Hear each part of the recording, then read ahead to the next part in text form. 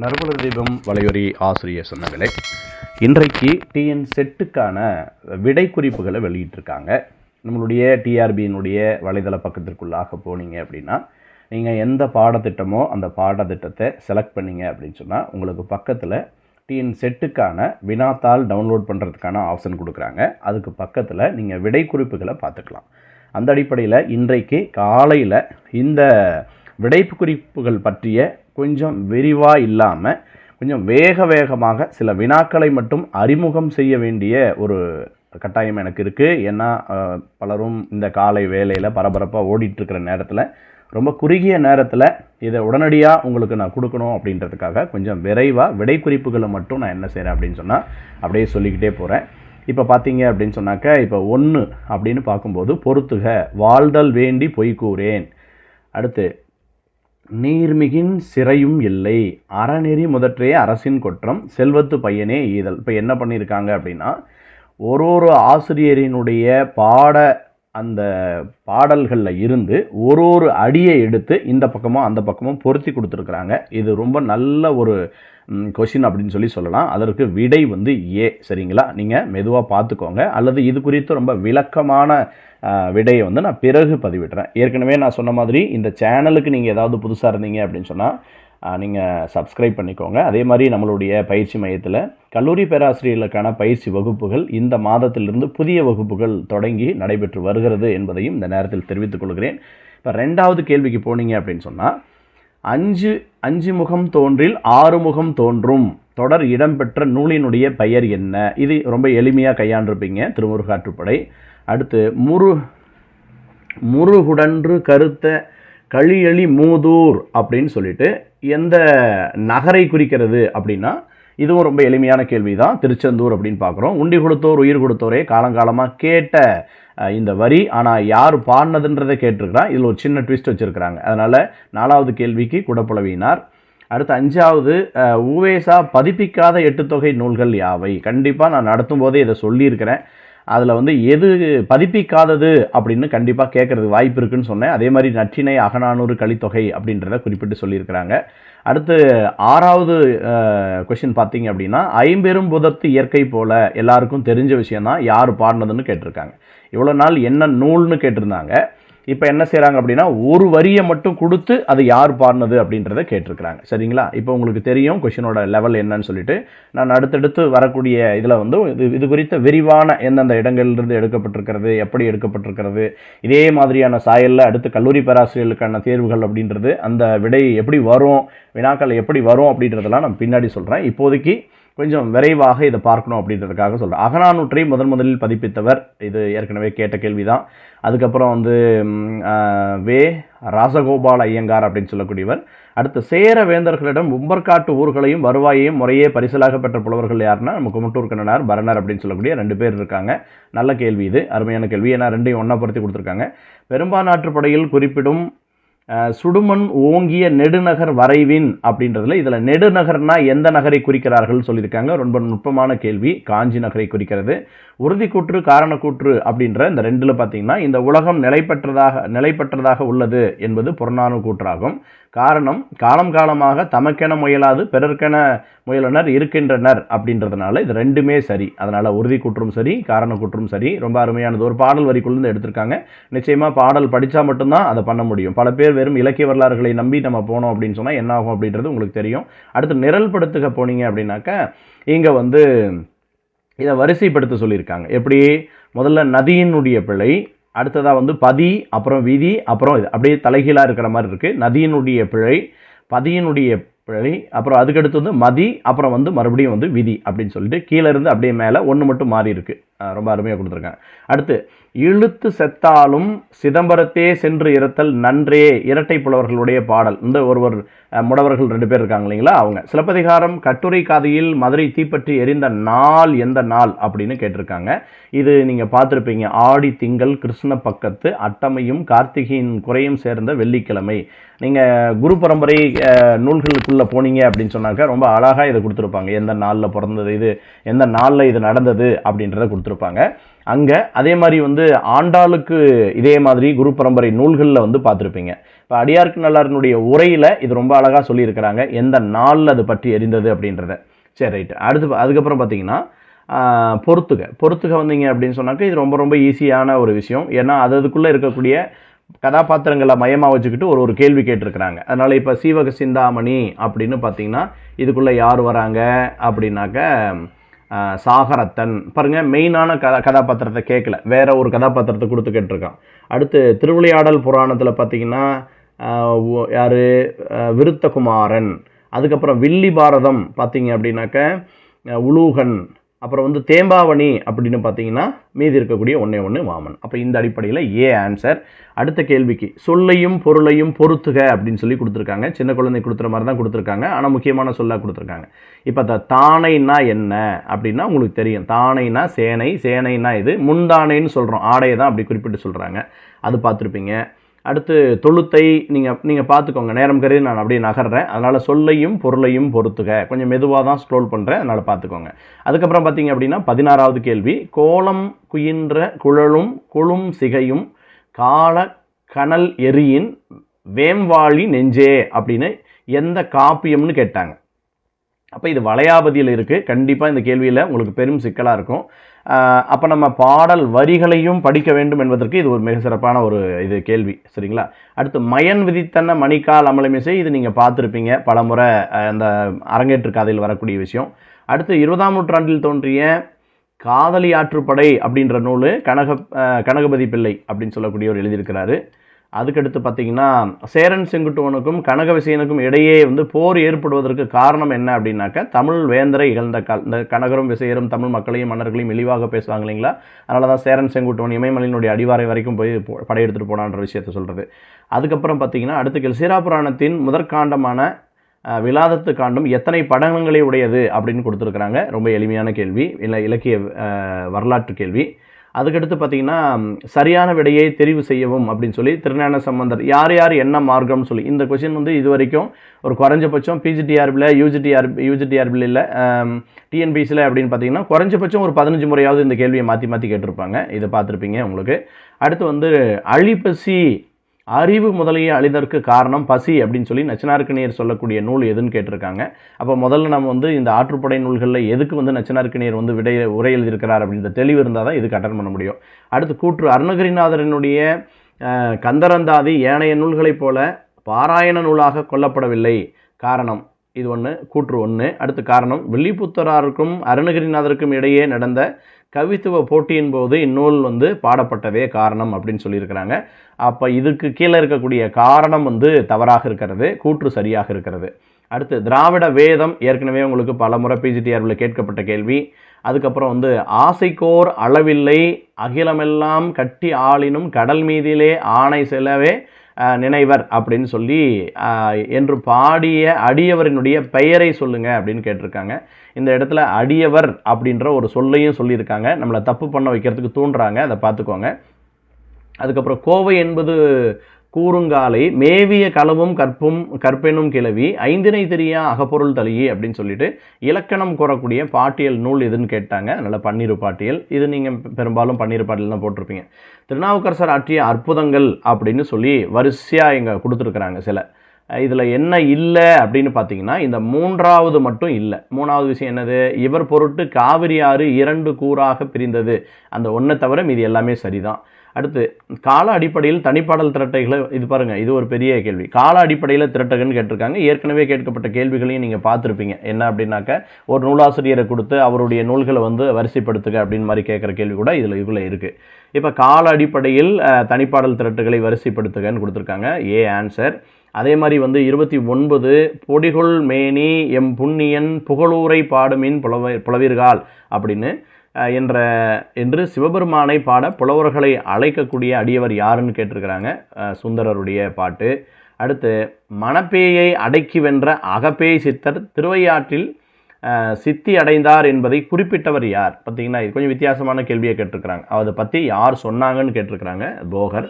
அடுத்து சுதானந்த பாரதியார் எந்த நூலுக்கு ராஜராஜன் விருது கிடைச்சது? இது உங்களுக்கு பார்த்துருப்பீங்க, பல தடவை பார்த்த கேள்வி, இலக்கிய வரலாறு கேள்வி. அப்புறம் விருது பெற்றவர்களையும் இந்த பக்கம் படைப்பாளர்களையும் என்ன செஞ்சுருக்காங்க, அதாவது விருது பெற்ற படைப்புகளையும் இதை பண்ணியிருக்காங்க. குறிப்பாக யுவ புரஸ்கார் விருதை வச்சுருக்காங்க இந்த இடத்துல. பலவாரில் இந்த மாதிரியான கேள்விகள் வந்து கேட்குறது பெரிய விஷயம்தான். ஏற்கனவே ரொம்ப புகழ்பெற்றது இந்த பருக்கையாக இருந்தாலும், கால்கள், தூப்புகாரி, சேவல்கட்டு. தூப்புகாரி ரொம்ப பெரிய ஃபேமஸான ஒரு நூல். இதை வச்சு சொல்லியிருக்காங்க. அதனால் எதோட அப்படின்னு பொறுத்துறாங்க. நீங்கள் நேரம் கருதி அப்படியே நான் நகர்றேன், பார்த்துக்கோங்க. பாரதிதாசனுடைய சஞ்சீவி பருவத்தினுடைய சாரல் பாடலடிகளை நிரல்படுத்துகன்னு சொல்லி கொடுத்துருக்காங்க. கண்டிப்பாக கஷ்டம்தான். ஏன்னா உள்ளுக்குள்ளே போய் அதுலேருந்து எப்படி நம்ம வந்து இதை எடுத்து நிரல்படுத்துறது அப்படின்றது அது படிச்சிருந்தால் தான் பண்ண முடியும். சரி, அடுத்து பார்த்தீங்கன்னா நவீன யுகத்தின் உமர் கய்யாம் என்று அழைக்கப்படக்கூடிய திரைப்பட பாடலாசிரியர் யாருன்னா இவர் தான், கண்ணதாசன். ஆல்ரெடி கண்ணதாசன் நமக்கு பாடத்திட்டத்தில் இருக்கார். இந்த பாடல்களை நம்ம வேறு வழி இல்லை, இந்த மாதிரி ஒரு முறையும் என்ன செய்கிறோம் அப்படின்னா ஒரு கேள்வி கேட்டுருவான். நான் அதை பார்த்துக்குவாங்க கவனமாக. அந்த மாதிரி அடுத்தடுத்து காலேஜ் டிஆர்பிக்கு தயாராகிட்டு இருக்கவங்களும் அந்த மாதிரி பார்க்கணும். அடுத்து சரியான இணைவை சுட்டுக அப்படின்னு சொல்லி என்ன பண்ணியிருக்கான்னா, சின்னப்ப பாரதி, பெருமாள் முருகன், சுந்தரம் அவங்களுடைய நூல்களை கொடுத்து பொருத்த சொல்லியிருக்கிறான். எல்லாமே ரொம்ப ஈஸியாக தான் இருக்குது, அது ஒன்றும் பிரச்சனை இல்லை. காகிதத்தில் கோடு கவிதை தொகுப்பினுடைய ஆசிரியர் யாருன்னு கேட்டிருக்காங்க. இதுவும் உங்களுக்கு தெரிஞ்சது தான். அப்புறம் வந்து நாவல்களை கால வரிசைப்படுத்துக அப்படின்னு சொல்லிட்டு வரிசைப்படுத்த சொல்லியிருக்காங்க. இந்த மாதிரி ஒரு முறையும் ஒரு நூல் வந்து கேள்வி வச்சுட்டே இருக்கிறாங்க. இனி அடுத்து நீங்கள் கல்லூரி பேராசிரியர் தேர்விலையும் இதை கட்டாயமாக எதிர்பார்க்கலாம் இந்த கேள்வியை. அதனால் வரிசைப்படுத்த சொல்லியிருக்கிறாங்க. முதல்ல வந்து என்னென்னா அறுவடை, அதுக்கப்புறம் பார்த்திங்கன்னா மண்குடிசை, அதுக்கப்புறம் பார்த்திங்கன்னா அம்மா வந்தாள், அப்புறம் கடைசியாக இருக்கக்கூடியது காதுகள் அப்படின்னு பார்க்குறோம். அதுக்கப்புறம் சிற்பியினுடைய சாகித்ய அகாடமி விருது பெற்ற கவிதை நூல் எது அப்படின்னா ஒரு கிராமத்து நதி, ஏற்கனவே தெரியும். செல்லிதாசன் என்ற புனைப்பெயர் மகாகவி பாரதியெல்லாம் ரொம்ப ஈஸியான கேள்வி. பாரதி காலமும் கருத்தும் ஏற்கனவே பலமுறை கேட்ட கேள்வி. அப்புறம் வந்து பிரயாணம் ஒரு கலை, சோமலவனுடைய ஒரு நூல், ஒரு பயணத்தை மையமாக வைத்து கொண்டு இருக்குது, பரவாயில்ல. அடுத்து வந்து பொறுத்துக்க சொல்லியிருக்கிறாங்க. அவங்களுடைய சுயசரிதையை கொடுத்து சொல்லியிருக்காங்க. ஏன்னா நமக்கு பாடத்திட்டத்தில் இது இருக்குது, ஏன் இதை வந்து இதுக்கு ஆன்சர் கொடுக்கல அப்படின்னு தெரியல, என்ன காரணம் அப்படின்னு சொல்லி தெரியல. அதனால் இந்த கேள்விக்கு, இந்த 42வது கேள்விக்கு அதில் வந்து ஏதோ ஒரு வகையான டெக்னிக்கல் எரர் அப்படின்னு சொல்லி கொடுத்துருக்குறாங்க. அது வேணால் நம்ம மெதுவாக பார்த்துக்குறோம், இந்த நேரத்தில் சொல்ல முடியல. டிஇ அப்படின்னா என்ன அர்த்தம் அப்படின்னா டெக்னிக்கல் எரர்னு அர்த்தம். அப்போ எல்லாமே சரியாக இருக்கும். ஏறத்தாழ எப்படி இருக்குது, ராஜன், கலைஞர் கருணாநிதி, நெஞ்சுக்கு நீதி, உவேசா, அப்புறம் வந்து என் சரிதம். இப்போ சிலது ஆன்சர் வந்து ஒன்றா வருது அப்படின்றதுனால விட்டுருக்காங்க. எல்லாருக்குமே 2 மார்க் கொடுத்துருவாங்க. அதுக்கப்புறம் வந்து 43வது தொல்காப்பிய சீலியலில் சுட்டம் கூடிய இந்த சித்திர வண்ணம் என்பது எந்த அடிப்படையில்னு கேட்டிருக்கிறாங்க. பரவாயில்ல, இந்த வண்ணத்துலேருந்து கேள்வி எப்பவும் கேட்கக்கூடிய இடம் தான். கேள்வி கேட்காத எக்ஸாமே இருந்திருக்க முடியாது, பார்த்துருப்பீங்க. சுப்பிரமணிய சிவம் நடத்தி வந்த ஞானபானு என்ற பத்திரிகையில் பாரதியார் எழுதிய கதை எதுன்னு கேட்டிருக்கிறாங்க. இது ஏற்கனவே இலக்கிய வரலாறுலேயே இருக்குது. சிலப்பதிகாரத்தின் வந்து ஒரு பகுதியிலிருந்து ராமானுஜத்தால் தயாரிக்கப்பட்ட நாடகம் என்னென்னா புறஞ்சேரி. வெரி குட், ஏற்கனவே கேட்ட கேள்வி தான். காகிதப்பூ என்பது நாடக வகையை சார்ந்தது. எந்த நாடக வகைன்னு கேட்டால் அரசியல் நாடகம். பழந்தமிழ் இலக்கியங்களில் கலித்தொகை பாடல்கள் எத்தகைய நாடக கூறுகள் இருக்குன்னா ஓரங்க நாடகங்கள் இருக்குது, எளிமையாக பண்ணியிருப்பீங்க.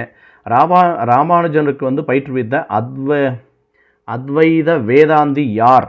யாதவர் பிரகாசர். சரி, அப்புறம் வந்து அமரந்தாவின் மொழிபெயர்ப்பு படைப்புகள் அப்படின்னு சொல்லிட்டு அதை வந்து என்ன பண்ணியிருக்காங்க, என்னென்னு சொல்லி எதெல்லாம் கேட்டிருக்கிறாங்க. அப்போ பார்த்தீங்கன்னா 2 தவிர மீதி இருக்கக்கூடிய எல்லாமே வந்து அவருடைய தான்.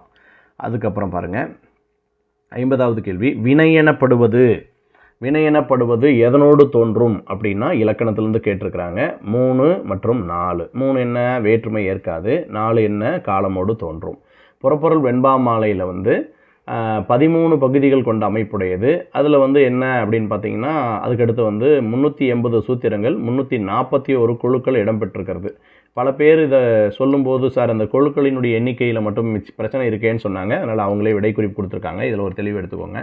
அப்புறம் வந்து நும் நாடு யாது என்றால் தமிழ்நாடு என்றல் யார் உரை சொன்னாங்க அப்படின்னு ரொம்ப அழகாக சொல்லியிருக்காங்க. இதெல்லாம் நம்ம சொல்லியிருக்கோம், இளம்பூரணர்.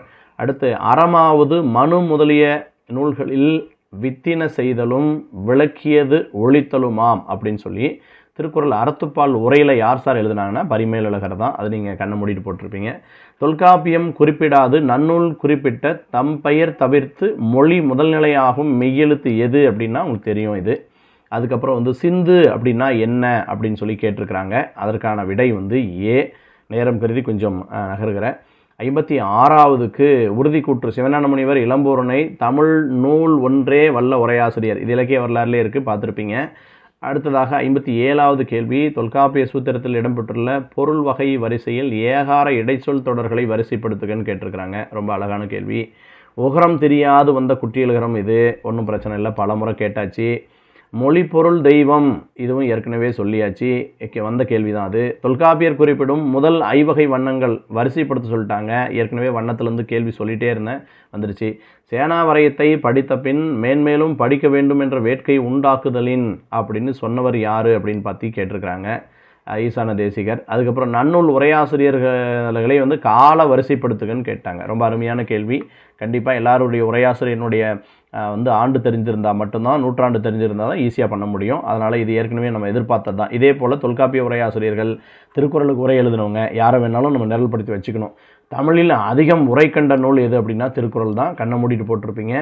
சேந்தன் திவாகரம் கூறும் அரசர்களின் பெயர்கள் அதை வரிசைப்படுத்த சொல்லியிருக்கிறாங்க. எப்படி அரசர்களுடைய பெயர்களை நூற்பாவின் வழி வரிசைப்படுத்துக. தலைவன், மன்னவன், வேந்தன், முதல்வன். Okay, super.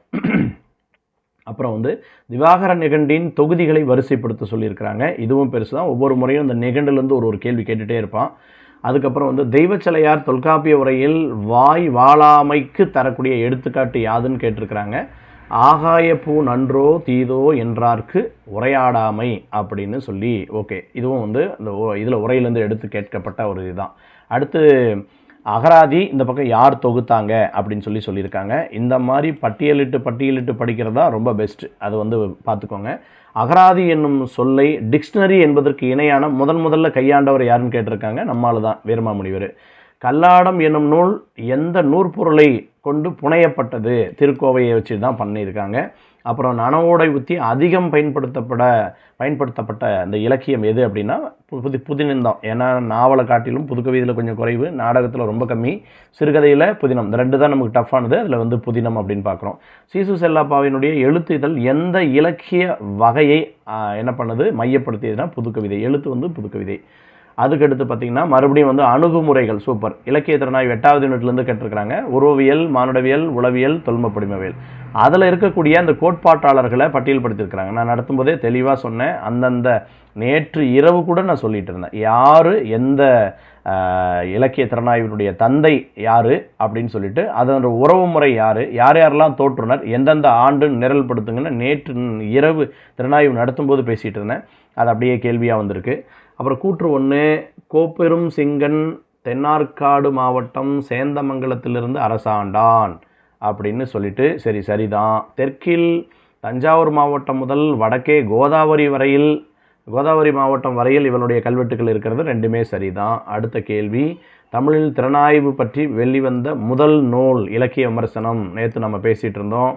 இலக்கிய இயக்கங்களை கால வரிசைப்படுத்துக. இயக்கங்களை பண்ணியிருக்காங்க. இது பெரிய விஷயம். கண்டிப்பாக இதை நீங்கள் பார்த்துட்டு போயிருக்க மாட்டீங்க. பாருங்கள், ஒன்றொன்றையும் வரிசைப்படுத்த சொல்லியிருக்காங்க, எது எந்தெந்த நூற்றாண்டுன்னு சொல்லிட்டு. அதுக்கடுத்து பார்த்திங்கன்னா திறனாய்வு அடிப்படையில் அசோகவனம், அசலும் நகலும் என்ற நூல்களை எழுதியவர் யார் அப்படின்னா முத்துச்சிவன். திறனாய்வு அடிப்படையில் அசோகவனம், அசலும் நகலும் அப்படின்னு சொல்லக்கூடிய நூல். Okay, super. அடுத்து நம்ம அகத்தா மேடம் கூட அசோகவனம் செல்லும் கடைசி ரயில் அப்படின்னு ஒரு நூல் எழுதிட்டு இருந்தாங்க. அதை ஞாபகம் வச்சுக்கோங்க. அடுத்து ரொமான்டிசம் என்பதை அதீத கற்பனாவாதம் என்று குறிப்பிட்டவர் யார் அப்படின்னு பார்த்தீங்கன்னா தி.க. சிவசங்கரன் அப்படின்னு பார்க்குறோம். புதுமைப்பித்தன் கதைகள் இது நமக்கு ரொம்ப ஈஸியாக கேட்டாங்க, ஏன்னா பாடப்புத்தகத்தில் இருக்குது. அப்படியே அதில் இருக்கக்கூடிய நூலோட பேரை வச்சு கேட்டிருக்கிறாங்க. உளப்பகுப்பில் உள்ளத்தை எத்தனை அடுக்குகளாக சிக்மணி ஏற்கனவே நமக்கு தெரியும், மொத்தம் 3 அடுக்குன்னு சொல்லிட்டு. தமிழக வரலாறு மக்களும் பண்பாடும் கே பிள்ளை சோழர் கால வரலாற்றை எவ்வாறு தொடங்குகிறார் என்பதை நிரல்படுத்துக. இப்படியெல்லாம் கேள்வி கேட்டால் என்ன பண்ணுறது? வெற்றியின் சின்னமாக என்னது, நிசும் பசூதினி கோயிலை எழுப்பினான். முத்தரையர்கள் செந்தலை அல்லது நியமம் இடத்திலிருந்து தஞ்சை ஆண்டு வந்தனர். விஜயாலய சோழனுக்கு முன்பு முத்தரையர்கள் ஆட்சி செய்தனர். விஜயாலய சோழன் கிபி 850 தொடங்கி அதுக்கப்புறம் 7D தஞ்சையை கைப்பற்றினான். இந்த மாதிரி என்ன பண்ணியிருக்காங்க அப்படின்னா வரிசைப்படுத்த சொல்லியிருக்கிறாங்க. நிச்சயமாக அந்த இடத்துல எல்லாரும் ரொம்ப சிரமப்பட்டிருப்பீங்க. அதுக்கப்புறம் செப்பேடுகளையும் வெளியிட்ட அரசர்களையும் பறித்து சொல்லியிருக்காங்க. கண்டிப்பாக உட்காந்து தேடி எடுத்திருக்காங்க. ஒரு 15 கேள்வி 10 கேள்வி செமையாக இருக்குது. இந்த மாதிரியான கேள்விகள் இதெல்லாம் ரொம்ப ஹார்ட் ஒர்க் பண்ணி உட்காந்து மெனக்கெட்டு தயார் பண்ணவங்களால் மட்டும்தான் இதை வந்து பண்ண முடியும். நம்ம மக்கள் நல்லா பண்ணியிருப்பீங்கன்னு நினைக்கிறேன். அடுத்து கூற்று, சேனாதிபதி வீர ராஜேந்திரகாரனை விழிப்பறையன் யார் ராசாதி ராஜன் படைத்தலைவர்கள் ஒருவன் அப்படின்னு ஒன்று கூட்டுட்டு, இதில் வந்து கூற்று தப்பது, அதாவது கூற்று 1 தவறு, 2வது வந்து சரி. யார் திருவாமாத்தூர் கோயிலுக்கு பொன்னும் பசுக்களும் கொடுத்துருக்குறான். ஓகே. சாக்கம்னா என்ன அப்படின்னா இது வந்து ஒரு கூத்து. அடுத்து புலனழுக்கற்ற அந்த நாளன், ஏற்கனவே வந்த கேள்வி பல தடவை வந்தது. யார் பாராட்டியிருக்காங்கன்னு மட்டும் கேட்டிருக்கிறாங்க. ஏற்கனவே 2 தடவை டிஆர்பியில் கேட்டாங்க. முதலாம் ராஜராஜனின் கல்வெட்டு இடம்பெற்ற சொற்றொடர்களை வரிசைப்படுத்துகன்னு கேட்டிருக்கிறாங்க. இதுவும் நம்ம வந்து நல்லா தயார் பண்ணியிருக்கணும். அடுத்து தமிழக வரலாற்றில் முதலில் வலங்கை இடங்கை, இதுவும் நம்ம கேகே பிள்ளை தான் சோழராட்சியில். கங்கை வாரியும் காவிரி பையனும் ஈமத்துணவும் காளகத்து ஆக்கமும் அப்படின்னா பட்டினப்பாலை தான். இது அங்கே தான் எல்லாமே இந்த பண்டகசாலையெல்லாம் அங்கே தான் வருது. அடுத்தா வந்து வலங்கை இடங்கை புராணம் அப்படின்றது மக்கன்சி, அதை பற்றி பேசினவர், சுவடியை கண்டுபிடிச்சவர். இந்திரனால் இயற்றப்பட்ட நூலில் விண்ணவர் கோமான் விழுநூல் அப்படின்னா ஏற்கனவே சிலப்பதிகாரம் பற்றி கேள்வி வராமல் இருக்கவே இருக்காது. காவிரி பூம்பட்டினத்தினுடைய மற்றொரு பெயர் காகந்தி, இது ஏற்கனவே தெரிஞ்சது தான். அப்புறம் வந்து சங்கம் மறிய நூல்களில் சில இப்போதுதானும் கிடைப்பது சமுசயம் முப்பால் அப்பாவாய் விட்டது என் காலத்தில் யான் பார்க்கப்பெற்ற 500 இப்போது தேசங்கள் தோறும் தேடியும் அகப்பட்டுள்ளது. உங்களுக்கு தெரிஞ்சிருக்கும், சிவை தாமோதரம் பிள்ளை. 2 பேர் தான், உவேசா அப்படி இல்லைனா சிவை தாமோதரம் பிள்ளை. இதில் வந்து குறிப்பாக இந்த நூல் வந்து நம்ம சிவை தாமோதரம் பிள்ளை. இது மண்டகப்பட்டு கல்வெட்டு செய்தியை வரிசைப்படுத்த சொல்லியிருக்கிறாங்க, பெரிய விஷயம். இதை வந்து நம்ம அதை கண்டிப்பாக ஹார்ட் ஒர்க் பண்ணியிருக்கணும். இந்த மாதிரி அதுக்கு தான் சொல்கிறேன், எந்த இடத்துல 4 விஷயங்கள் வந்தாலும், எந்த இடத்துல யார் வந்தாலும் எல்லாத்தையும் ஒன்றோடு சேர்ந்து கால வரிசைப்படுத்துங்க அப்படின்னு அடிக்கடி சொல்கிறது இதுக்காக தான். அப்புறம் வந்து அழகு கலையினுடைய வேறு பெயர்கள் அப்படின்னு சொல்லியிருக்காங்க. நீங்கள் வந்து சாமி சிதம்பரனாருக்கு போனீங்க அப்படின்னு சொன்னாக்க அங்கே நீங்கள் வரிசைப்படுத்தி இருக்கணும். அதை ஆல்ரெடி பண்ணியிருக்கணும், பண்ணாதான் பண்ண முடியும். அடுத்து பண்டைய இலக்கியங்களில் காணப்படும் நிகழத்து கலைகளில் பொழுதுபோக்கிற்காக நடத்தப்பட்ட கலைகளில் ஒன்று எதுன்னு கேட்டிருக்காங்க. கலைக்கூத்து காலங்காலமாக அது பொழுதுபோக்காக இருக்கிறது தான். ஆசிரியர் பெயரையும் திரைப்படமாகிய நாவல்களையும் இது பண்ணியிருக்கிறாங்க. Very good. இது எல்லாருக்குமே தெரிஞ்சிருக்கும். ஏன்னா இது எல்லாமே படம் வந்துருச்சு, ரொம்ப புகழ்பெற்ற ஒரு விஷயமா இருந்தது. ஆசிரியர்களும் ஒன்றும் பிரச்சனை இருக்காது உங்களுக்கு. அடுத்து கற்றளி அப்படின்னா என்ன, இது நீங்கள் பார்த்துருப்பீங்க, பல தடவை பார்த்தது தான். குகுடி கற்றளி இதெல்லாம் சரி. அடுத்து இதழியல் சட்டங்கள் காலத்தின் அடிப்படையில் வரிசைப்படுத்துக. இப்போ தான் இதழியல் முடித்தோம் மாப்பா குருசாமியில், எது என்னென்ன அப்படின்னு சொல்லி. ஆனால் அதில் வந்து என்ன பண்ணியிருக்காங்க பாருங்கள், காலத்தின் அடிப்படையில் வரிசைப்படுத்துக அப்படின்னு சொல்லி ப்ரௌஸ் கவுன்சில் சட்டம், பதிப்புரிமை சட்டம், தொழில்முறை இதழாளர் சட்டம், இந்திய அஞ்சலக சட்டம். இந்த கேள்விக்கு நீங்கள் ஆன்சர் பண்ணியிருந்தீங்கன்னா கமெண்டில் பதிவு பண்ணுங்கள். உங்களுடைய ப்ரிப்பரேஷன் வெரி குட் ப்ரிப்பரேஷன் அப்படின்னு அர்த்தம். இதுக்கு மட்டும் நீங்கள் சரியாக பதில் சொல்லியிருந்தீங்கன்னா யாருன்னு சொல்லி கமெண்டில் முடிஞ்சால் போடுங்க. அடுத்து 98 உறுதிக்கூற்று, தெற்காசிய மின் அகராதியில் தமிழ்மொழி அகராதி முதன்மையிடம் பிடித்திருக்கிறது. ஓகே, இது வந்து சரிதான். அடுத்து வந்து ஏன்னா நம்ம தஞ்சாவூர் தமிழ் பல்கலைக்கழகம் இம்மின் அகராதியில் பெப்ரியூஸ் அகராதி, கதிரவேர் பிள்ளை அகராதி, அப்புறம் வந்து ஆல்பின் அகராதி, சென்னை பல்கலைக்கழக அகராதி, வின்ஸ்லோ அகராதி, 5 தொகுதிகள். ஓகே, இதெல்லாம் கரெக்டு தான். அப்புறம் வந்து 99வது கேள்வி, கூற்று மறவர்களை சிந்திக்கவும் செயல்படவும் வைத்ததற்கு தகவல்கள் சில விளைவுகளை ஏற்படுத்த வேண்டும் அப்படின்னு ஒன்றும், தூண்டல் உணர்வே மக்கள் தகவல் தொடர்புக்கு அடிப்படைன்னு கிருஷ்ணசாமி புத்தகத்திலிருந்து கேள்வி இருக்குது. கூற்று சரி, காரணம் சரி.